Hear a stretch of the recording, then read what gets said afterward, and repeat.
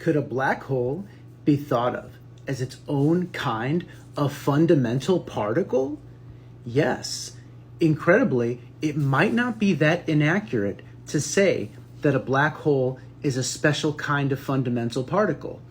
When we think about the fundamental particles of the standard model of particle physics, like electrons and muons and other fundamental particles, these objects often behave like point particles. They don't have a finite extent. They're like infinitesimally small. It's only when these fundamental particles interact with other objects, other types of fundamental particles, that they get a finite volume, like when an electron interacts with the nucleus of an atom to make the volume of like a hydrogen atom. And you might be thinking, well, what about a neutron and a proton? Those have like a radius that's been measured. Well, those are not fundamental particles. The neutron and the proton are actually composed out of quarks and gluons. And quarks and gluons have never been observed go freely about for other reasons, but not only that, but not limited to just the fact that the nature of the gluons is very different than, like, say, the force that describes the electromagnetic force of the electron. The gluon force is the strong force. It's very hard to pull these things apart. Some would say it's infinitely hard. It's still a little bit of a debate, but again, this point-like nature might be one of the reasons for that difficulty. So gluons might behave like point particles too. We don't really know. But the whole point of this is that the black hole is a singular point in space and time. And it's incredible to think that something as complex and different as a black hole might be analogous to an electron or something like that in a weird way, that it has the same spatial extent of being a point. So you could almost think of a black hole as a type of fundamental particle, but you won't see it listed in the standard model of particle physics. Well, why is that? Well, there's a number of reasons. First of all, you can't create a black hole with any other theory of science other than general relativity. And the standard model of particle physics is not compatible with general relativity. So right now, black holes are a general relativistic object outside of the domain of the standard model of particle physics. So that's one reason why you won't hear a black hole called a fundamental particle. But it's interesting to think about. Star mergers happen when two stars get close together and they actually merge into one giant star. This is a very dynamical event, and it depends on the masses of the stars involved and how things go. For example, if we have one type of star is a neutron star and the other star is, say, a red dwarf, the neutron star can actually steal the outer elements of the red giant and actually form a black hole by gaining enough mass to overcome the neutron degeneracy pressure and then form into a black hole. It's a very fascinating process. It's very difficult to show this with Barnes-Hut simulations that I usually use, so I'll probably not make a simulation of that, but I am going to make simulations of other types of star mergers. Another type is where you have one very compact star and another with a more bigger atmosphere. Stars have very large atmospheres in some cases, and the atmosphere can get pulled off by the smaller star and become part of the other star system before the two stars merge into one. When this merger happens, they could again form into a black hole possibly, or they could form into some other kind of object. If it's not enough mass, it could form into a neutron star, or it could form into a white dwarf if the two stars were originally very low mass. So here we have a large star with an atmosphere and a more densely held star. Now, when these two merge, the atmospheric components go on the outside. And in actuality, some of that would actually get pulled into the core immediately. But you get the general idea. We have that this forms into one giant star with a more prominent atmosphere. We can also have it that a star actually steals from a gas cloud. So here we have a small cloud of gas that's getting pulled under the gravitational influence of a star.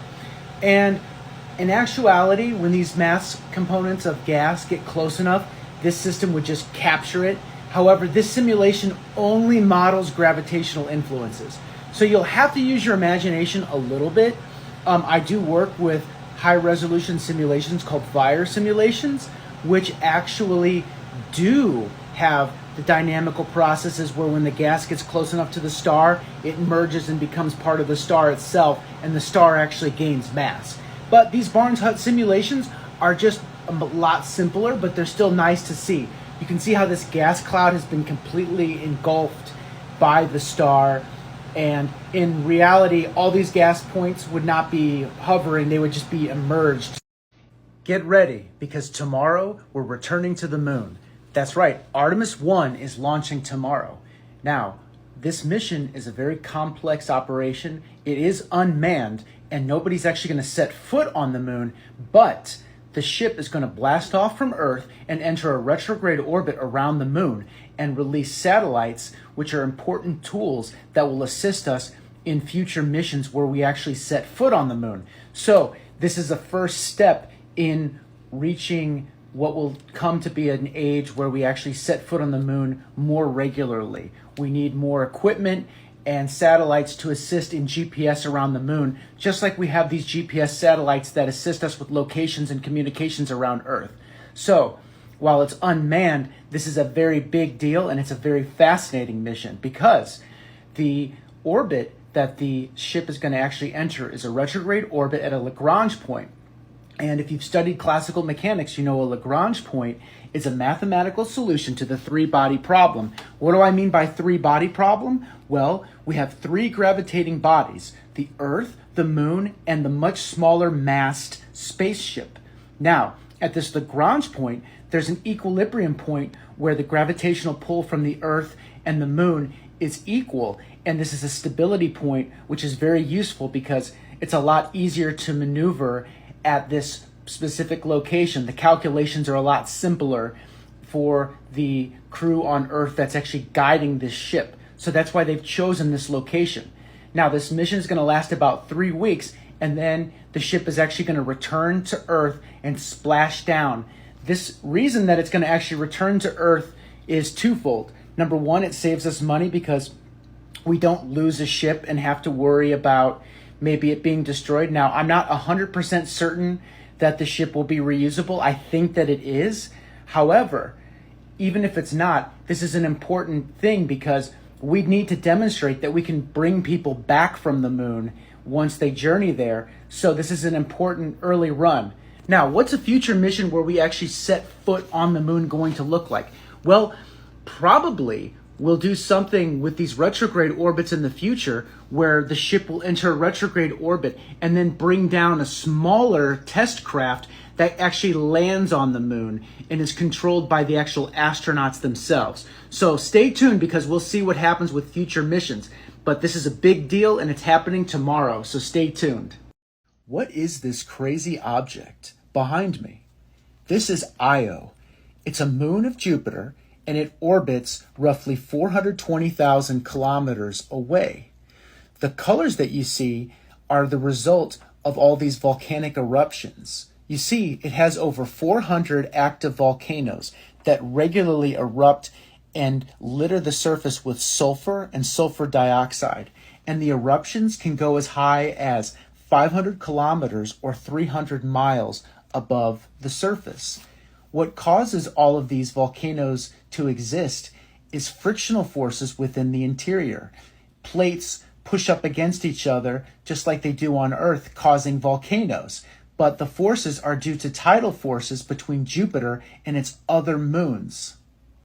A lot of people ask me, which interpretation of quantum mechanics do I think is valid? Let me just summarize a couple of them here really quick. There are many others. So there is the Copenhagen interpretation. That's the one accepted by standard physics. And basically what it says is that a particle could be described as a wave function. The wave function has all of the information about the system, from the possible positions that the particle can occupy, to the possible energies that the particle can have, to the possible momentums that the particle can have. And it can exist in a superposition of these until we make a measurement, at which point one of these possible values is actually measured.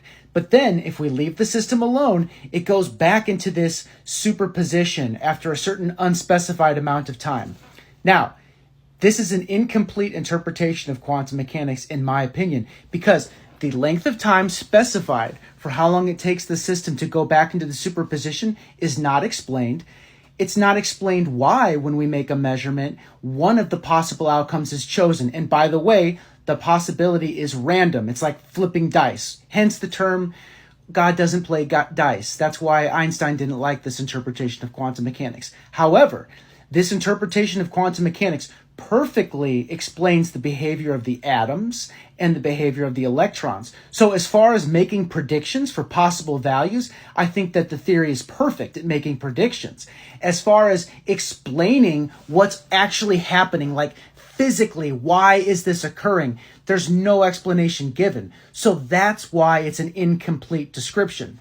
Okay, what about many worlds? Many worlds says all the same things as the Copenhagen interpretation, except it goes one step further, and it says when you make a measurement, one of those possibilities is chosen, but there's nothing special about that choice. So all the other possibilities also get chosen in other universes, and everything splits apart into multiple universes every time a choice is made.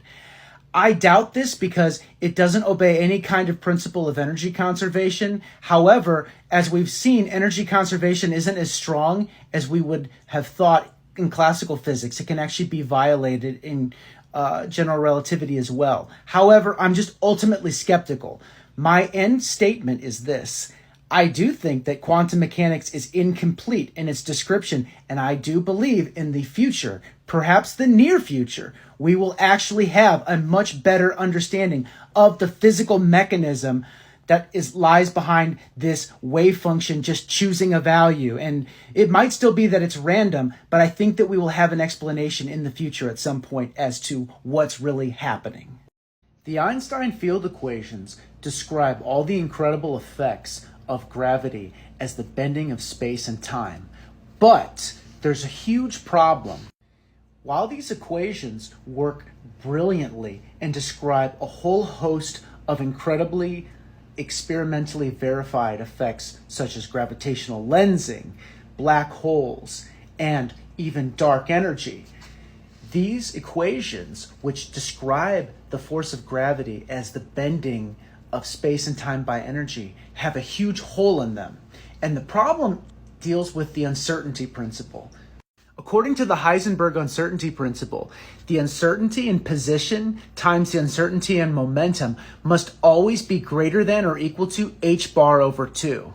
This means that the position of an object is never certain, but that means that the gravitational effects caused by matter and energy bending space and time is fuzzy and not well defined because we can't precisely define where an object is.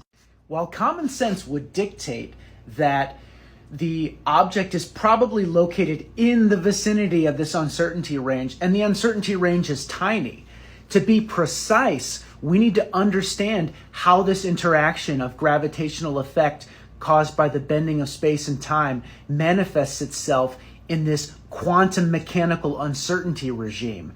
This is one of the big problems that needs to be solved in order for us to have a unified theory of physics. This is sort of the quantum gravity problem in essence, because we have this uncertainty in position and momentum, but with an uncertainty in position, we have an uncertainty in gravitational bending. So we need to understand, how does this manifest itself, and how do these two different aspects of nature interplay and relate to one another? The biggest lie you'll hear is that entanglement allows faster than the speed of light communication. That's not true. And there are a good number of videos and sources that point this out, but they usually don't explain why, at least not in an easy to understand way. But here's the simplest explanation for why they cannot communicate faster than the speed of light. Let's say we have two observers, Alice on one side and Bob on the other side. Now, they could be separated by a distance of a light year or a couple hundred feet. It doesn't matter. The point is, let's say Alice measures an entangled pair of a particle, like an electron, and let's say she measures it to have spin 1/2. This entangled electron has a partner, like a positron, that has the opposite spin. So when she measures her spin to have 1/2, Bob must measure his particle to have -1/2. That's in the case that the entangled particles came from a spin 0 particle, like a pi meson, that split apart, because spin has to be conserved. So as soon as she measures the spin of the electron, she finds 1/2 and he finds -1/2. He could do the opposite. He could measure his first, and he might find, for his particular case, that his particle has a spin of -1/2, while she finds then that her spin is 1/2. The point is, the spins always have to equal 0, because the entangled angular momentum, the net angular momentum of the system, is 0, and that's conserved. Here's the part that controls whether or not she can do it faster than the speed of light. If she could control her measurement and guarantee that her particle was measured to be -1/2 and control that, then she could decide when to do the measurement, and she could time it, and she could transmit her information faster than the speed of light potentially. But she cannot do that, and he cannot either. If one person makes the measurement first, the other person has no way of knowing that that person made the measurement and that there should be a value associated. If they could control that, then he could know even before he made the measurement what the result was. But since he has no way of talking to Alice when she's separated at some given distance, he has no way of knowing the result of her measurement, and she can't control that result. So she can't say, I will definitely measure the spin to be -1/2 at this time, and I can guarantee that. If she could, then they could communicate faster than the speed of light.